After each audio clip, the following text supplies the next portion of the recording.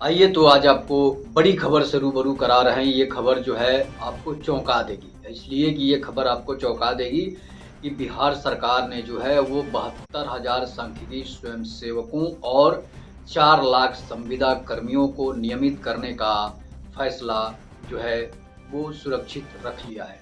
ये मैं आपको इसलिए बताते चल रहा हूँ कि पेपर में जिस कटिंग को लेकर सांख्यिकी स्वयंसेवकों के ग्रुपों में जो तबाही मचा हुआ है कि सांख्यिकी स्वयंसेवकों का काम जो अब सरकार जल्द करेगी, तो ये जो है ये बात जो है ये पूर्णतः सत्य है, अक्षरशः सत्य है कि अब सांख्यिकी स्वयंसेवकों का काम सरकार करेगी।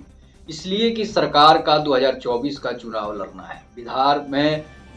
बिहार में लोकसभा की 40 सीटों पर बिहार सरकार को चुनाव लड़ना है, महागठबंधन को चुनाव लड़ना है और महागठबंधन चाहती है कि मैं 40 में 40 सीटें जो है बिहार में लोकसभा का जीतूं।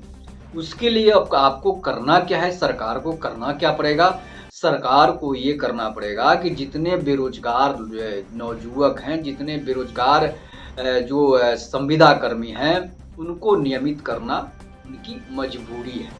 इसलिए मैं आपको बता रहा हूं कि अगर सरकार इस नियम का पालन नहीं करती है तो 4.5 लाख संविदा कर्मी और 75,000 सांख्यिकी स्वयंसेवक, 15,000 के करीब कंप्यूटर ऑपरेटर, सहायिका, सेविका, टोला सेवक, तालीमी मरकज और भी बहुत सारे ऐसे पद हैं जो बेरोजगार हैं।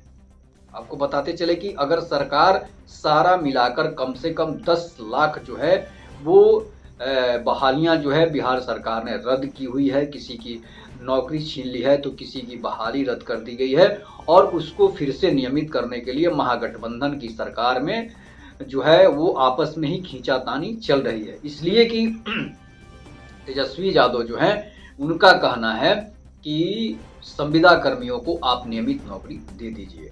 जैसे कि दूसरे राज्यों में, दूसरे स्टेट में क्या है कि संविदा कर्मियों को उनको नियमित वेतनमान दिया जाता है।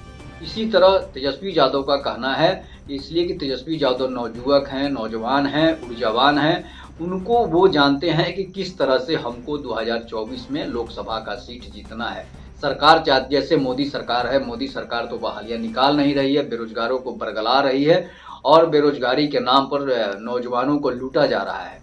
उसी तरह जो है तेजस्वी यादव नीतीश कुमार को समझा रहे होंगे कि अगर आप भी उसी का अनुरूप काम करेंगे जिस तरह मोदी काम कर रहे हैं कि बहालियां नहीं निकाल रहे हैं, बेरोजगारों को बरगला रहे हैं, आप भी 15 साल से बेरोजगारों को बरगला रहे हैं, सांख्यिकी कर्मियों और संविदा कर्मियों को बरगला रहे हैं, तो समझिए कि आपको भी फिर मोदी जी जैसा बेरोजगार हाल करेंगे। इसलिए कि अगर आप नौकरी नहीं देते हैं, और तेजस्वी यादव का कहना है कि जितने भी बेरोजगार हैं सभी को नौकरी दी जाए, तो नीतीश कुमार मजबूरी में है जो सांख्यिकी स्वयंसेवकों और संविदा कर्मियों को नियमित करेंगे, चाहे उसमें पंचायत सचिव, वार्ड सचिव हो, फिर सांख्यिकी स्वयंसेवक हो या फिर संविदा कर्मी हो, कंप्यूटर ऑपरेटर, तालीमी मरकज, चाहे जो भी हो, टोला सेवक, जितने भी पद हैं सबको नियमित करने के लिए सरकार जो है लगातार इस पर काम कर रही है। समाधान यात्रा के बाद जो है वो उसमें समाधान यात्रा के बाद ये निर्देश मिला है, सभी विभागों को निर्देश दिया गया है कि जितने विभाग में खाली पद हैं और जितने भी बेरोजगार सांख्यिकी स्वयंसेवक हो चाहे संविदा कर्मी हो, 5.5 लाख संविदा कर्मियों को जल्द से जल्द नियमित करने का काम पूरा कर लिया जाए, ताकि हमको एक बहुत बड़ा वोट बैंक बन सके। इसलिए कि 5 लाख लोग थोड़ा नहीं होते हैं। 5 लाख शिक्षकों ने सरकार को उखाड़ने का काम कर दिया था, तो समझिए कि 5 लाख बेरोजगार संविदा कर्मी कुछ भी कर सकते हैं। तो 5 लाख मतलब 25 लाख वोट जो है 40 लोकसभा सीटों पर पकड़ रखती है। तो इसलिए सरकार चाह रही है, गठबंधन की सरकार, तेजस्वी यादव बार बार नीतीश कुमार से कर रहे हैं कि संविदा कर्मियों को कम से कम नियमित किया जाए ताकि हमारा 25 लाख वोट बैंक जो है बना रहे।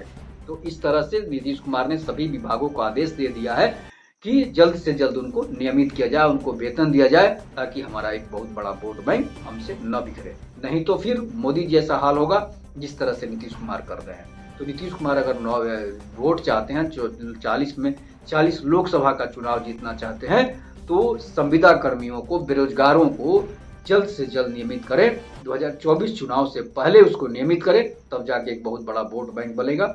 और नीतीश कुमार ये काम बखूबी करना चाहते हैं, तेजस्वी यादव भी चाहते हैं। तो जल्द ही खुशखबरी मिलेगी, आपकी जो है फिर से नियमित नियुक्ति की जाएगी और सांख्यिकी स्वयंसेवकों के लिए एक बहुत बड़ी खुशखबरी है। तो तब तक के लिए बने रहिए और हमारा चैनल देखते रहिए, लगातार इसको शेयर करते रहिए, लाइक करते रहिए और न्यूज पाते रहिए। तब तक के लिए जय श्री राम, जय हिंद, जय भारत, वंदे मातरम।